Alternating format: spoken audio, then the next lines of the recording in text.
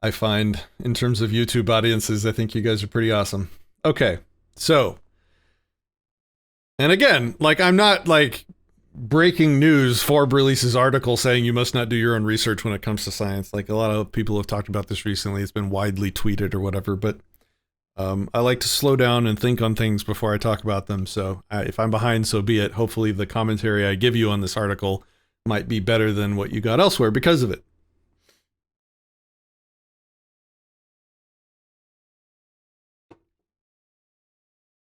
So, Ethan Siegel says, you must not do your own research when it comes to science. This is a somewhat lengthy article. I'm going to read most of it because it covers various topics that are all sort of hotly debated. Let's do it.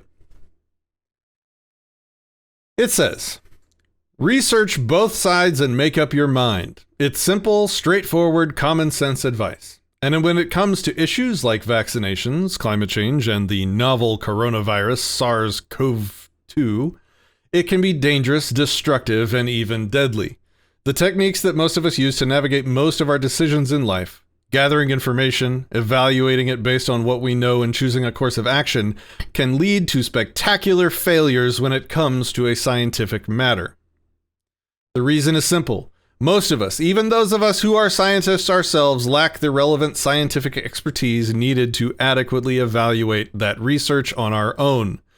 In our own fields, we are aware of the full suite of data, of how those puzzle pieces fit together, and what the frontiers of our knowledge is. When laypersons espouse opinions on these matters, it is immediately clear to us where the gaps in their understanding are, and where they've misled themselves in their reasoning. When they take up the arguments of a contrarian scientist, we recognize what they're overlooking, misinterpreting, or omitting. Unless we start valuing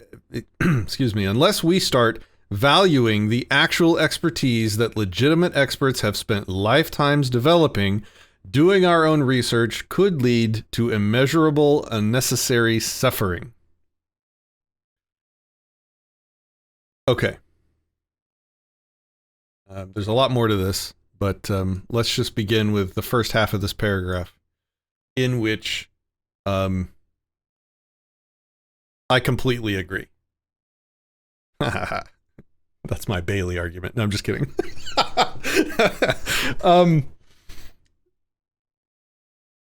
If you go back and look at an episode that we did on Monsanto and unconscious incompetence, that's the title of the video. If somebody can pull it up, maybe drop a link in comments. It's called Unconscious Incompetence. I think Monsanto is in the name. We bring an actual statistician in to help us translate a study done on the negative or the harmful effects, the health risks of being exposed to, what's that? Pesticide. Glyphosate. And we started by looking at a couple headlines that were reporting on this study. And then we looked at the summary of the study that was sort of published to, be publicly accessible. And then we looked at the actual study. And then we did it, the whole thing, the whole episode. It's a little long and dry, but man, it'll sort of correct your perspective on how hard it is, just how difficult it is to accurately understand and get an impression from a study. It is not something a layman can do. Unless you know how statistics work and how to interpret the results of these studies, and I'm speaking as a layman on this as well, what that episode and what going through that taught me is that there is a serious gap of knowledge in interpreting studies. And it is not something that you should ever trust a news reporter to do, because what the news reporter is going to do is he's going to look at the summary page, which is wildly difficult to interpret as well. And if he's a layman, he's probably going to get it wrong, and then he's going to publish an article about it, and the article is going to be wrong, or at least it's going to be misrepresentational of the contents of the study. I guess what I'm trying to say is that maybe I can give an example. So I'm in IT, my expertise, my area of expertise, I would say extreme expertise, is in information technology.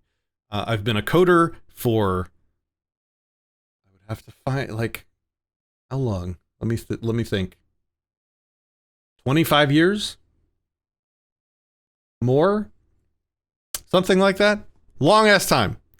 I have been CTO of companies, a chief technology officer. I have designed systems for multiple companies from the ground up, very complex systems. I have done a lot of research and development of actual products in the wireless space, so I'm familiar with how radio spectrum functions and how it affects the bodies of the people that are near it, because I had to research all of that for an actual product that we actually developed in that area. Ryan will we have somebody watching right now that will know exactly what I'm talking about. We had to make sure that the stuff that we created was not going to fry people that walked near it. Anyway, so the point is, I have a significant expertise in the area of information technology and security, and even radio frequencies.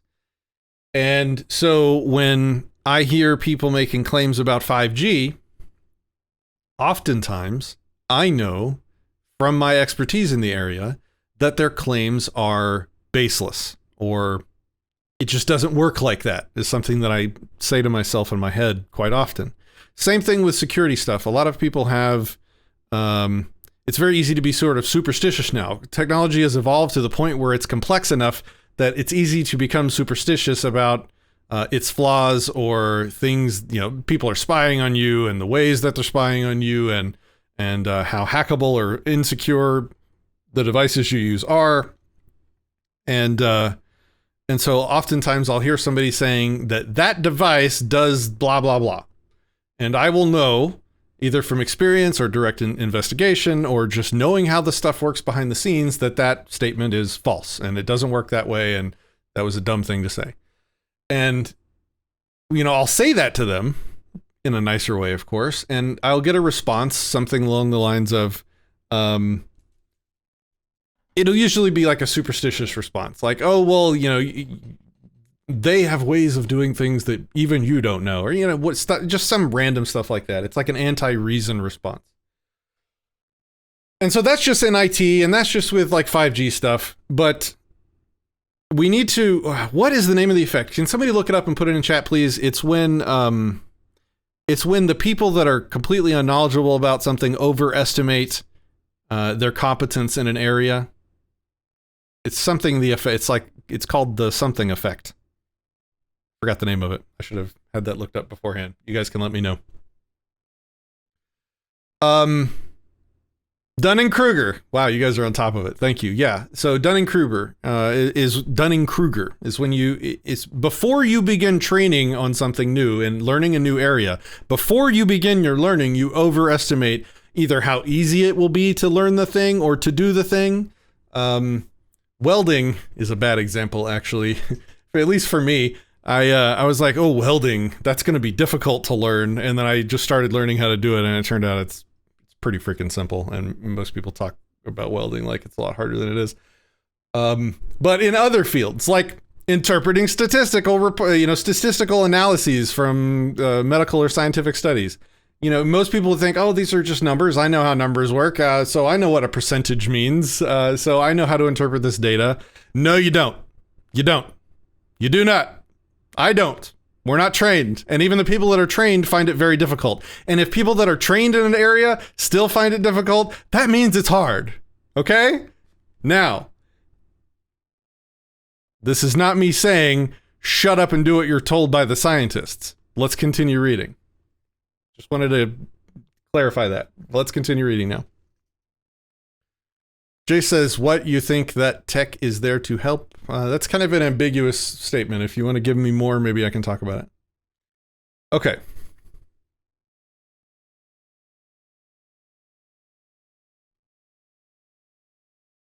Let's start with a simple low-stakes example. Fluoridated drinking water. On the one hand, fluoride is a simple ion that shows up in various concentrations, including naturally through calcium fluoride in bodies of water all across the world. When humans ingest too little of it, Particularly at young age, it leads to weakened tooth enamel and greater rates of cavities. When humans ingest too much of it, it leads to tooth discoloration and various severities of dental fluorosis. In extreme cases, significantly too much or too little fluoride can also lead to other problems, such as osteoporosis with too little or skeletal fluorosis with too much. In most places in the US and Canada, our drinking water is fluoridated at a specific level that's safe and effective for humans of all ages. In places like Colorado Springs, Colorado, significant amounts of fluoride are removed from the water, bringing the levels down to acceptable values. In other places like New York City, fluoride is added to bring the levels up to acceptable values. Controlling the fluoride levels of water is safe and effective public health intervention, reducing dental caries in children by 40% where it's implemented. Look, I'm not trying to open up a discussion on the 3 topics that this article is going to talk about. Let's just get through it and we'll talk and we'll get through it. And yet there are major cities in the world like Portland, Oregon, or Calgary, Alberta, where the public or city council, respectively, has voted, in the case of Portland repeatedly, to not add fluoride to their drinking water. As expected, the typical cavity rates in children when controlled for socioeconomic demographics are about 40% higher than in places where the water is fluoridated, hitting those of lower economic demographics the hardest. The idea that our water is natural and adding fluoride isn't has proven more powerful in swaying public opinion in these locations than the science supporting fluoride's safety and effectiveness. To the voting public, a fear of chemicals and an affinity for what feels natural was more compelling than the dental health of poor children, despite near universal support from dental health professionals. There's an old saying that I've grown quite fond of recently. It says, you can't reason someone out of a position they didn't reason themselves into. When most of us research an issue, what we're actually doing is formulating an initial opinion the first time we hear about something, evaluating everything we encounter after that through the lens of our gut instinct, finding reasons to think positively about the portions of the narrative that support or justify our initial opinion, and finding reasons to discount or otherwise dismiss the portions that detract from it. They're just describing bias right here. Of course. Jay says Barry Trower begs to... Sorry, you're going to have to give me a lot more than that. I can't respond to 5 words, man. Need more. Of course, that's not what we think we're doing. We think of ourselves as the heroes of our story, cutting through misinformation and digging up the real truth on the matter. We think that just by applying our brain power and our critical reasoning skills, we can discern whose expert opinions are trustworthy and responsible. We think that we can see through who's a charlatan and a fraud, and we can tell what's safe and effective from what's dangerous and ineffective. Except for almost all of us, we can't. Even those of us with excellent critical thinking skills and lots of experience trying to dig up the truth behind a variety of claims are lacking one important asset: the scientific expertise necessary to understand any finds or claims in the context of the full state of knowledge of your field. It's part of why scientific consensus is so remarkably valuable. This is the part that gets disgusting. It only exists when the overwhelming majority of qualified professionals all hold the same consistent professional opinion. It truly is one of the most important and valuable types of expertise that humanity has ever developed. But only if we listen to it. It's absolutely foolish to think that you, a non-expert who lacks the very scientific expertise necessary to evaluate the claims of experts, are going to do a better job than the actual bona fide experts of separating truth from fiction or fraud. When we do the research for ourselves, we almost always wind up digging in deeper to our knee-jerk positions rather than deferring to the professional opinions of the consensus of experts. I think the last sentence is true, but let me just keep reading. We'll get to it. When it comes to fluoridated drinking water, the consequences may be only mild, cosmetic, barely visible markings on your teeth in the case of overfluoridation, or a slight weakening of your tooth enamel in the case of underfluoridation. But in the cases of a number of public policy measures, vaccinations, climate change, or the science of the novel coronavirus and the disease it causes in humans, COVID-19, the stakes are much higher. The consequences of getting it wrong can lead to permanent consequences and may even be a life or death matter for many. When left to their own devices, a substantial fraction of people will choose not to fully vaccinate themselves or their children.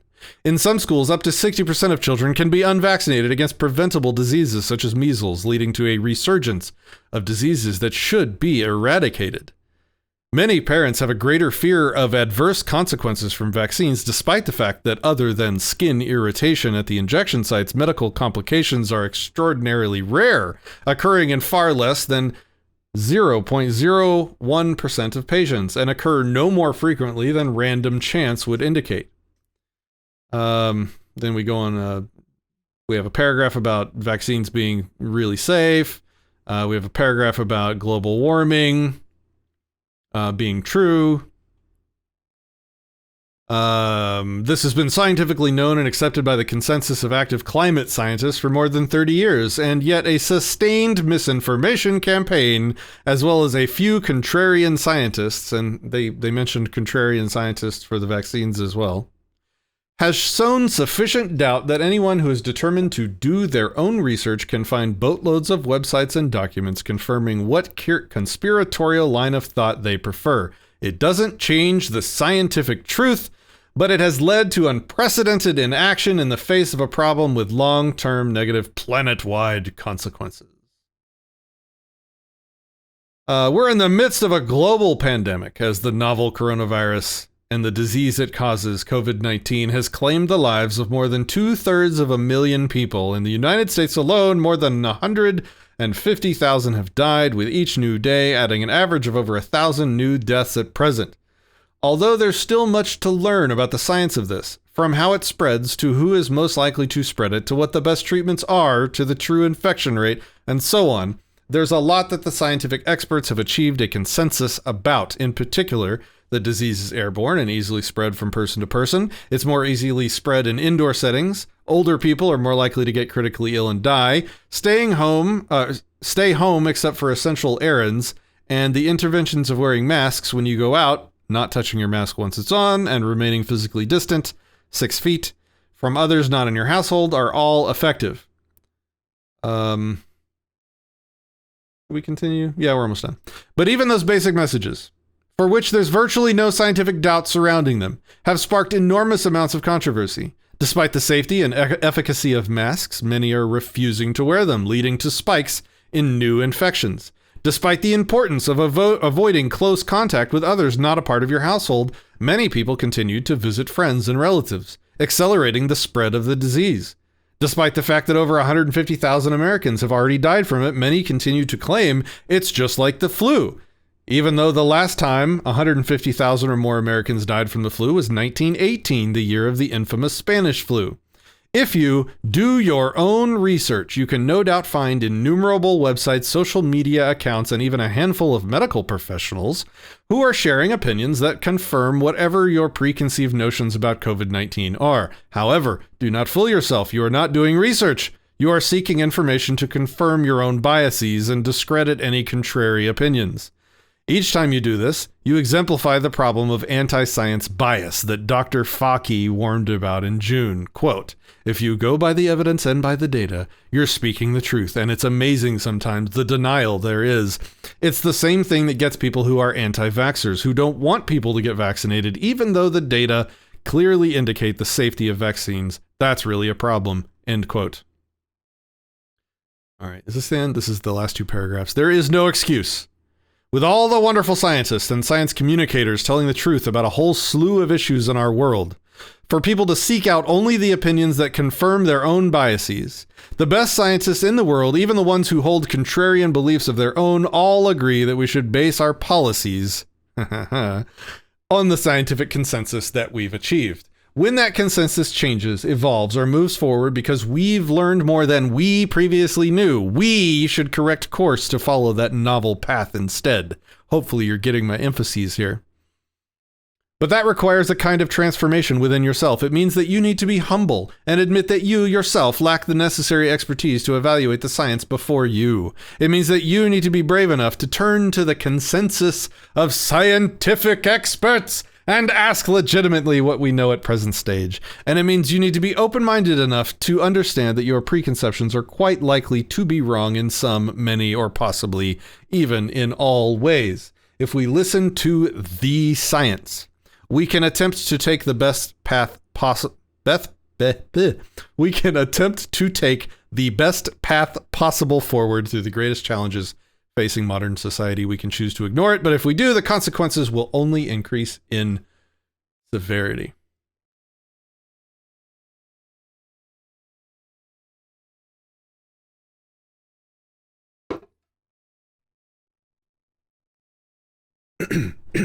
Okay.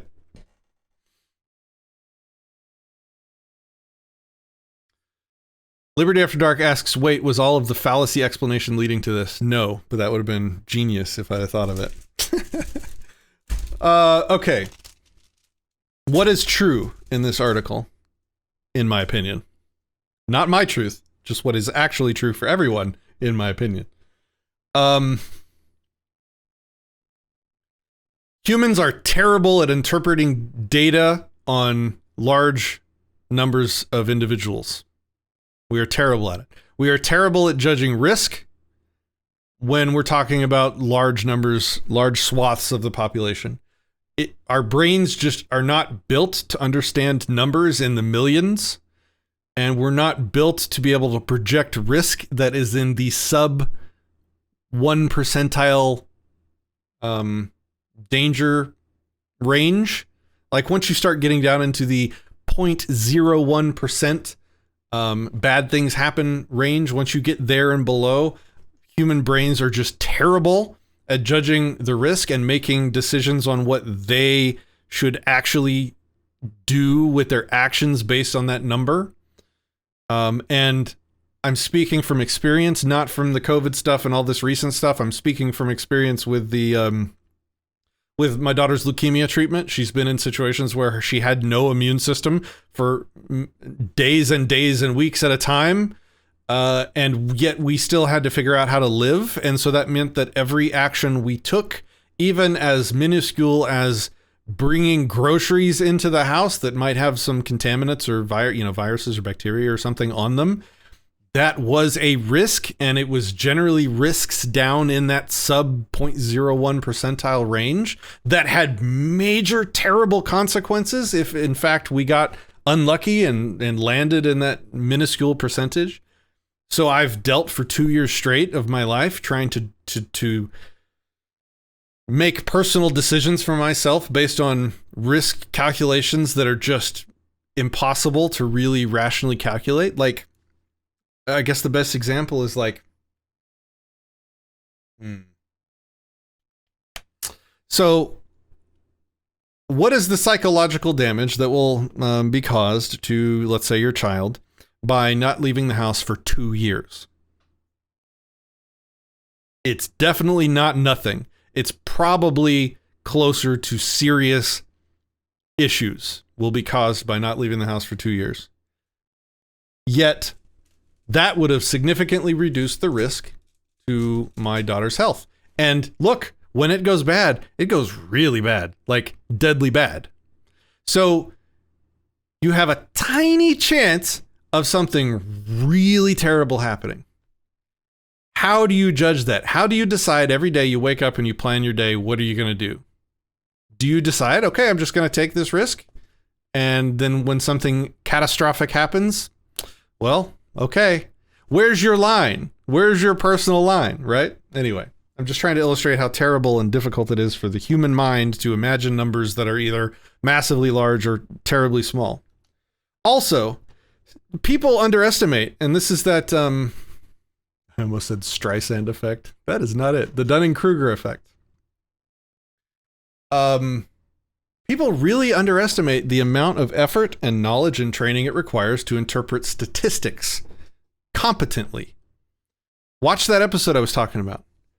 It's not easy. It's not obvious. And even when you get the conclusion numbers on the summary page of the study, that still requires training to properly interpret and to pull wisdom from. It's not straightforward. So when this article talks about, like, look, if you try and just jump in cold feet, untrained, and start making conclusions from this, that, and the other, you're probably going to be wrong. The article's right. You're probably going to be wrong. But where the article goes horribly, terribly, stupidly wrong is that obviously there's a pretext behind the entire article of what we should do, what the policy for us should be. When they say that you should basically shut up and trust the God King scientists of all the holy data land, what they mean is let us make the decisions for you. Not let, but like we're going to make the decisions for you because we have the ear of your rulers. And so we just want you to calm down and trust us with all this power that we're taking over your life. Look, and this was, I should have made a video on this a year ago when it was before all this COVID insanity even happened. But this is what I was working through in my head a year and a half ago, 2 years ago, when we're making these life and death decisions about, do we go to the park to let my kid have some like psychological relief and playtime and fun time, even though it might kill her? There's a tiny chance that it might kill her. And we have to make these decisions. And so, you know, one of the first things I did was, okay, let's look to the people with training and data, because that is the wise thing to do. And you call up you have a conference call, and I've done this multiple times, right, with dang these doctors, and you get together with the people that have the knowledge and the training and the experience and the data to help you make a decision. And you're like, and you say, okay, so tell me the risks. Tell me what the dangers are if we get unlucky or if it goes bad. And then, okay, so what should we do? And the doctors will look at you and say, well, that's your decision. And you're like, wait, what do you mean it's my decision? I'm not trained. I don't have the data. I don't have the experience. You tell me, what should we do, doctor? Where's the line? Park? No park. Park with 5 kids? Empty park only. Is a park with 6 kids too much? 8 kids? 4 kids? How many kids around? How close can the kids get before it's too dangerous and she might, whatever. I'm just illustrating that when you ask them to tell you what to do and they respond by saying, well, here's the data, here's the risks, this is what will happen. Here are the chances based on the data that we see that something bad will happen. But in the end, you have to decide. You know your daughter best. You know how much she does need to go out, or, she needs exposure. She needs a little break or fun time or whatever. And you have to balance that with the insane, impossible to comprehend when it goes bad risks. But the doctors would never tell me what to do. And in the beginning, that kind of made me mad. I'm like, I'm a layman. You tell me where the line needs to be. And obviously that's not a decision they can make. And eventually I kind of realized that was so, like, let me explain what I'm trying to say. I'm sorry if I'm rambling. I hope this is helpful. Even if the doctor told me specifically what to do, it would still be my decision to do it or not. And that's the point that this entire article makes. Whether or not you trust the holy data land and the experts and the trained whatevers, you're still deciding to do that. It is impossible to abrogate your responsibility to control your own life in this way, unless there's guns being pointed at you, in which case this whole article is immoral garbage. At the end of the day, whether or not they order you and they give you a menu, like, say, okay, you can go to parks, but only, when it's sunny outside, because the UV will kill the viruses, and only when the park is empty, so wait for the kids to be in school, and preferably, wait for a couple hours after the kids have already left the park, so that the sun has had time to kill, a lot of the stuff, whatever. Anyway, I'm going too deep on this, but they could have told me specifically what to do, but it would have still been my decision, because this is my body and my life and my family and my decision. And that's the mentality we need to have. That's what you're not going to hear from these experts that think that they can control vast quantities of the population because they have the ear of the rulers. At the end of the day, you should absolutely realize your own ignorance and your own layman-ness in areas that you're not professional in. It takes years to become trained in statistics or to become familiar on how to interpret these studies properly. And so you should locate experts that are trained, and you should shit test them. First of all, you should find ways to look for red flags for people that claim to be trained but aren't, or are making bad decisions. Let me try and think of an example of that.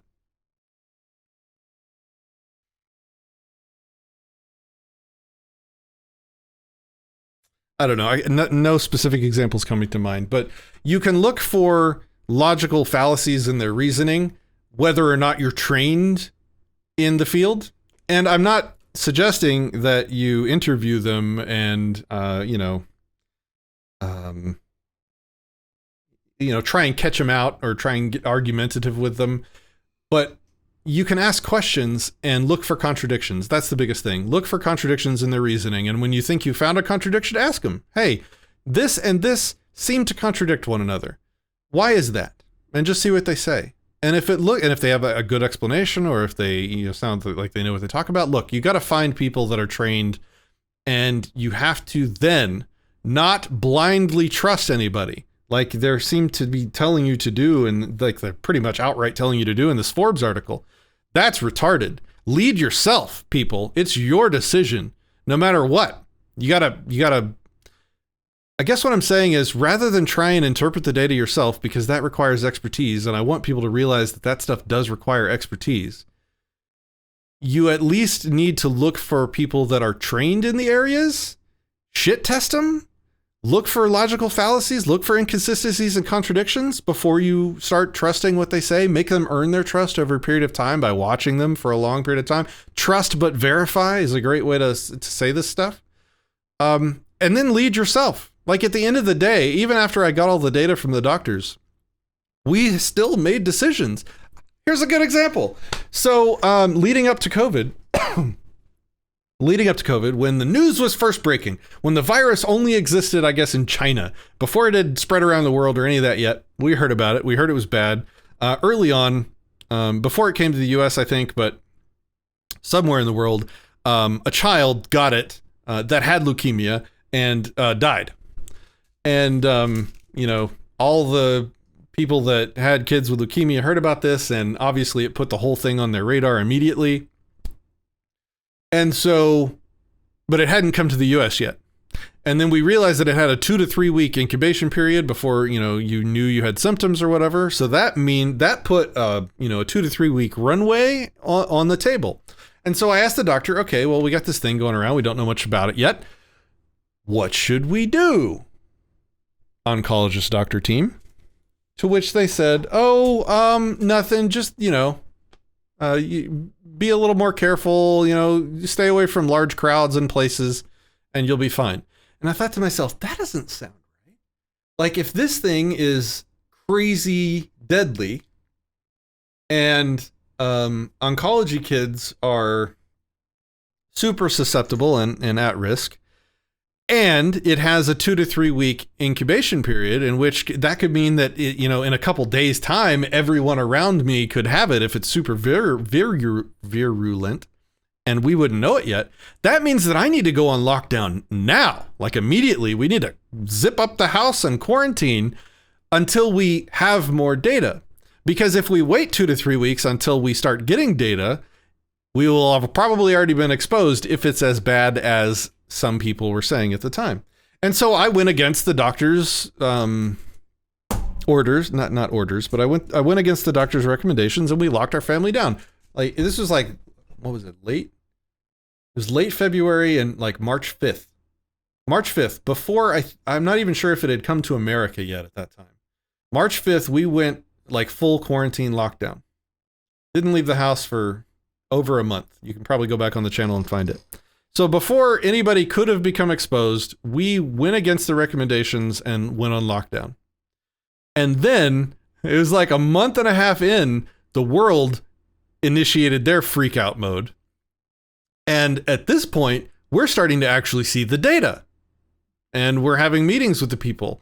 And they're telling us, oh, kids are actually pretty resilient and resistant to it. And, we haven't had any cases of an oncology kid get COVID in any of the hospitals between here and New York. And, in other countries, the ones, a lot of kids are getting it and not even noticing that they had it or whatever.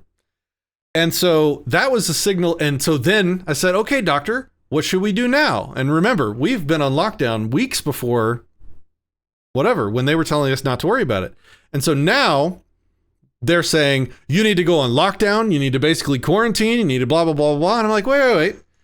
This is, yet again, it's not making a lot of sense. You just told me that you don't have any kids that have it. And the kids don't seem to be terribly affected by it. And so, we've already been quarantined. I think we're going to loosen up a little bit now. And so we did. But look, I took the advice. I used the knowledgeable, trained expertise that had the data and the resource for everything it was worth, spent a lot of time asking questions and learning as much as I could from it. And then at the end of the day, I decided for me.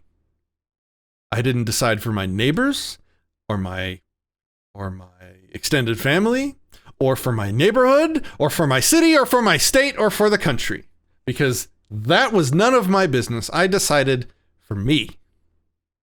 Screw these scientists that think the science is something that we should just defer to as idiot laymen. The decision to defer to the science, which I think is kind of a retarded thing for a scientist to say, the science. There is no such thing as the science. There's data that can be interpreted and can and is interpreted differently by different scientists at different times. But even if we do defer to the science, that's still us making a decision based on a rational interpretation of the incentives around us. Experts that have training and knowledge in an area are saying that we need to do X, Y, and Z. So if we decide to do that, and to what degree we decide to do that, that is still us acting in control and ownership of ourselves, because we're the only ones that can actually do that. Even if we put ourselves into robot zombie mode, the decision to robot zombie mode still came from us.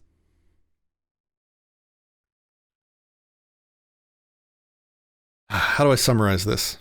Sorry, I've been ranting a long time. I apologize if this went on too long. I just wanted to get it out. Summary would be: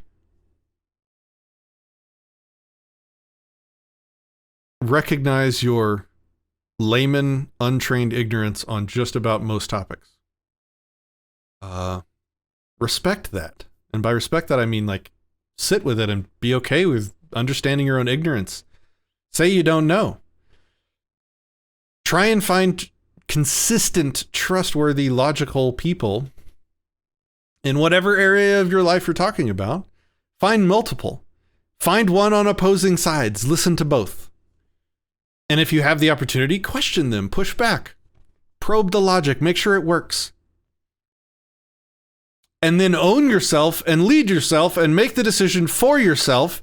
And certainly don't try and force your decision or your preferences or how you think it should be on everybody around you.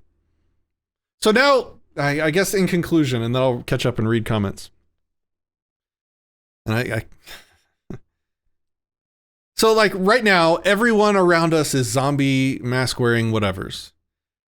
There is a virus that appears to be kind of dangerous for a certain subset of the population. We're not wearing masks. And that is a risk judgment based on my interpretation of a lot of different inputs from a lot of different experts, ranging. And maybe we'll have a doctor on soon to talk about it. And I hope we can. But at the end of the day, I own myself. I lead myself. I'm making the risk judgment assessment, and I'm deciding how I'm going to live my life. And I'm not allowing somebody else to decide for me, and I'm not just going to blindly put my arms out and march towards the beat of the science. I'm going to respect the training and expertise of the people that have worked really hard to get it, But at the end of the day, I'm still going to look at it critically. I'm not going to abrogate my own sentience and my own existence and my own judgment. I can look for inconsistencies even in the holy data land experts. And I might be wrong, and that's fine. And I'm constantly open to being wrong, and I'm constantly checking myself to see where I've gone wrong and where I've, maybe put too much faith in one set of data or one expert or whatever. And look, I own my decisions, and I would never force my decisions on any of you. At most you'll ever hear me do is telling you what I'm doing and why I did it, and maybe my data or that I found or the reasons why I'm doing it. And you guys need to make your own decisions, and I respect your ability to do that, and I respect your right, your sovereign right to do that for yourselves. And you know what that means? It means a lot of you are going to make different decisions than me, even decisions I disagree with.